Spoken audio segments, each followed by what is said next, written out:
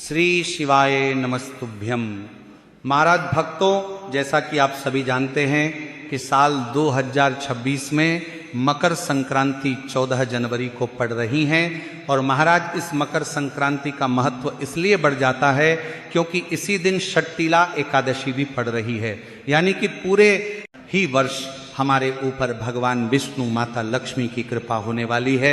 और महाराज इस दिन हमें ऐसा कौन सा उपाय करना चाहिए जिससे कि हमें साल 2026 में पूरे वर्ष का फल एक साथ प्राप्त हो सके। तो महाराज जिस उपाय की हम बात कर रहे हैं वह है 14 दीपक वाला उपाय। महाराज आप सभी यह तो जानते ही हैं कि मकर संक्रांति पर दान करने का बहुत अधिक महत्व होता है और दान यदि 14 की संख्या में किया जाए तो उसका महत्व कई गुना अधिक बढ़ जाता है। तो महाराज आज हम आपको 14 दीपक वाला एक ऐसा उपाय बताने वाले हैं जिसे यदि आप आने वाली इस मकर संक्रांति और एकादशी के संयोग में करते हैं तो इस उपाय का आपको पूरे साल भर फल मिलता रहेगा, क्योंकि इसी उपाय से आपके जीवन की सभी दुख और समस्याएं दूर होती हैं। अब महाराज यहाँ ध्यान दीजिए कि यह उपाय साल में एक बार मकर संक्रांति पर ही किया जाता है और विशेष रूप से घर की जो माताएं बहनें होती हैं उन्हीं को ये उपाय करना है। इसी के साथ महाराज ये उपाय आप मकर संक्रांति पर विशेष रूप से यदि सुबह के समय में करेंगे तो आपके लिए बहुत अधिक उत्तम होगा, लेकिन किसी कारणवश यदि आप सुबह के समय न कर सके तो यह उपाय आप शाम के समय में भी कर सकते हैं। अब महाराज यह उपाय आपको करना किस प्रकार से है इसे भी ध्यान से सुनिए। तो महाराज 14 दीपक वाला यह उपाय है, तो सीधी सी बात है इसमें आपको 14 दीपक की आवश्यकता होने वाली है।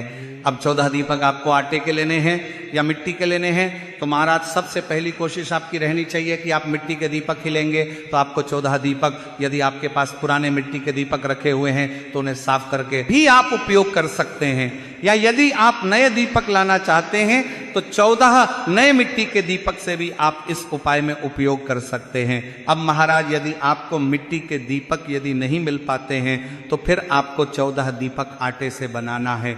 इसके लिए आपको सबसे पहले शुद्ध आटा गूंथना है, उसमें आपको नमक या किसी भी प्रकार की सामग्री नहीं डालनी है। शुद्ध आटा मनकर उसके 14 दीपक तैयार करने हैं। अब ये दीपक आपको तैयार तभी करने हैं जब यदि आप सुबह इस उपाय को कर रहे हैं तो आपको 1 घंटे पहले इन दीपक को तैयार कर लेने हैं, या शाम के समय कर रहे हैं तो शाम को उपाय से 1 घंटे पहले तैयार करके रख देने हैं। अब महाराज उपाय को करना कैसे हैं इसे भी ध्यानपूर्वक सुने, माताएं बहनें विशेषकर ये उपाय करेगी। अब महाराज 14 दीपक लेने के बाद इनमें आपको बाती की कौन सी रखना है इसे भी ध्यान से समझिए। तो देखिए आपने जो 14 दीपक तैयार किए हैं इन सभी में आपको लंबी हुई की बाती का प्रयोग करना होगा। अब देखिए महाराज मकर संक्रांति का दिन है तो आपको 14 दीपक से एक भी दीपक ना तो कम लेना है ना ज्यादा लेना है, क्योंकि इस दिन 14 की संख्या में ही दान का बहुत विशेष महत्व होता है। अब महाराज इन सभी दीपक में आपको कौन से तेल का प्रयोग करना है इसे भी ध्यान पूर्वक सुने। तो महाराज मकर संक्रांति पर तिल के तेल से दीपक जलाना बहुत अधिक सर्वश्रेष्ठ माना जाता है, तो आपको सभी दीपक में थोड़ी थोड़ी मात्रा में तिल का तेल डाल देना है। यदि आपके पास तिल का तेल नहीं है तो इसके स्थान पर आप सरसों के तेल का प्रयोग भी दीपक के अंदर कर सकते हैं। सरसों का तेल भी यदि आपके पास नहीं है तो शुद्ध देसी घी के भी आप 14 दीपक तैयार कर सकते हैं। तो सबसे पहले कोशिश कीजिए तिल का तेल आप इन दीपक के अंदर डालें। तिल का तेल नहीं मिल पाता है तो फिर सरसों के तेल या शुद्ध घी का प्रयोग आप इन दीपक में कर सकते हैं। अब महाराज यदि आप सभी दीपक में तिल के तेल का प्रयोग कर रहे हैं तो फिर आपको सभी दीपक में काले तिल नहीं डालने हैं, लेकिन यदि आप सभी दीपक में सरसों के तेल या शुद्ध घी का प्रयोग कर रहे हैं तो फिर आपको 14 दीपक में थोड़े थोड़े काले तिल के दाने भी डालने होंगे। तो महाराज इस प्रकार से आपको अपने ये 14 दीपक तैयार कर लेने हैं और इन्हें आपको किसी भी एक प्लेट में या फिर थाली में रख लेने हैं। अब महाराज इस उपाय को करते समय शुद्धता का भी पूरा ध्यान रखें। जब भी आप ये उपाय करें तो उपाय को करते समय स्नान करके ही ये उपाय करें। यदि सुबह के समय ये उपाय कर रहे हैं तो स्नान करके ही उपाय कीजिए, और शाम के समय कर रहे हैं तो फिर हाथ मुंह धोकर ही आपको ये उपाय करना है। अब महाराज सबसे पहले तो ये 14 दीपक तैयार करने के बाद इन्हें लेकर के आपको पहुंचना है अपने ही घर के मंदिर में। अब सबसे पहले तो आपको अपने घर के मंदिर में सभी देवी देवताओं को स्नान करवा देना है और उन्हें भोग आदि लगाने के बाद फिर आपको वहां से माचिस लेनी है।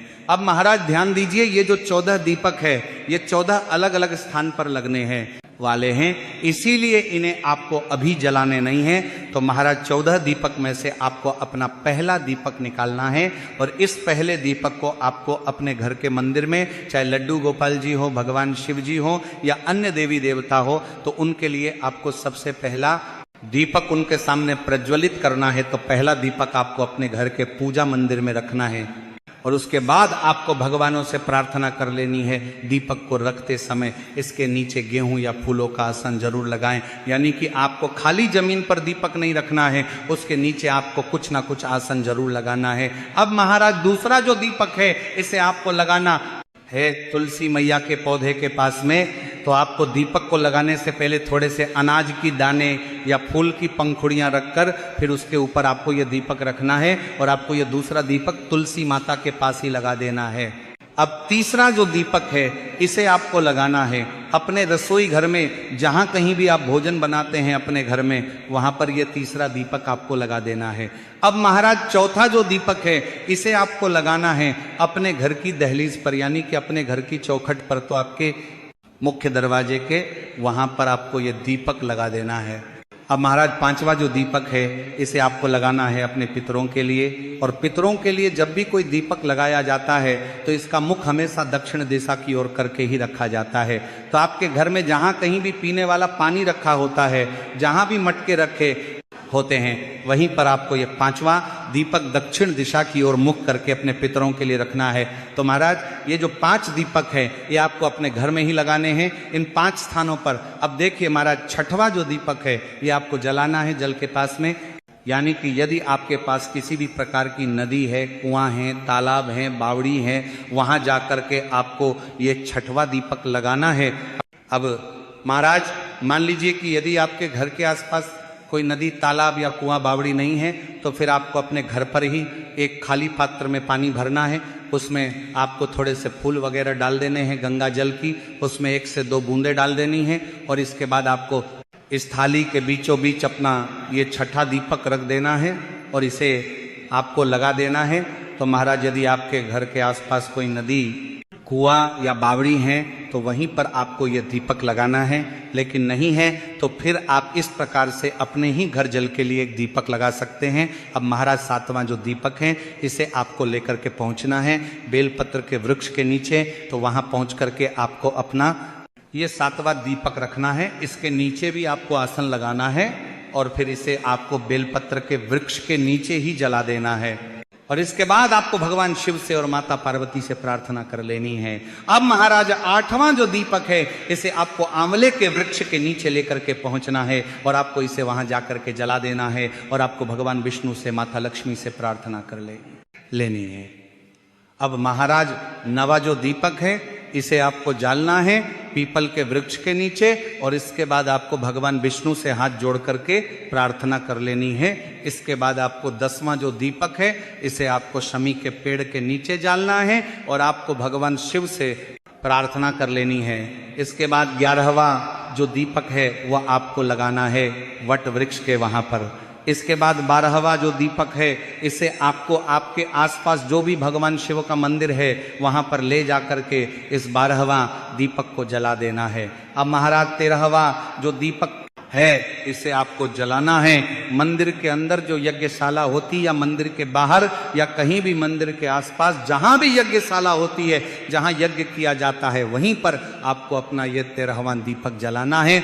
अब महाराज जो 14वां और जो अंतिम दीपक है इसे आपको जलाना है जहां कहीं भी आपके घर के आसपास गौशाला हो या जहां भी गाय बंधती हो तो गौ माता के पास उनसे थोड़ी दूरी बना करके आप अपना अंतिम दीपक जला सकते हैं गौ माता के नाम से, या फिर आप चाहे तो गौ माता के नाम से अपने मुख्य द्वार पर भी अंतिम दीपक जला सकते हैं। अब महाराज कई माताओं बहनों का प्रश्न रहता है कि क्या गुरुजी 14 दीपक को 14 अलग अलग स्थान पर ही जाकर लगाना जरूरी है? तो आपको पूरी कोशिश करना है इन 14 स्थान पर जाकर के दीपक दान करने की, लेकिन किसी कारणवश कुछ स्थानों के दीपक यदि बच भी जाते हैं तो फिर आपको इन्हें अपने घर आकर के किसी अच्छे स्थान को देख करके वहाँ पर सभी दीपक को लगा लेने हैं। तो महाराज यदि आप आने वाली मकर संक्रांति पर वस्तुओं का दान ना भी कर सके तो मात्र इन 14 दीपों का दान अवश्य करें, आपको सभी दान से बढ़कर फल मिलेगा।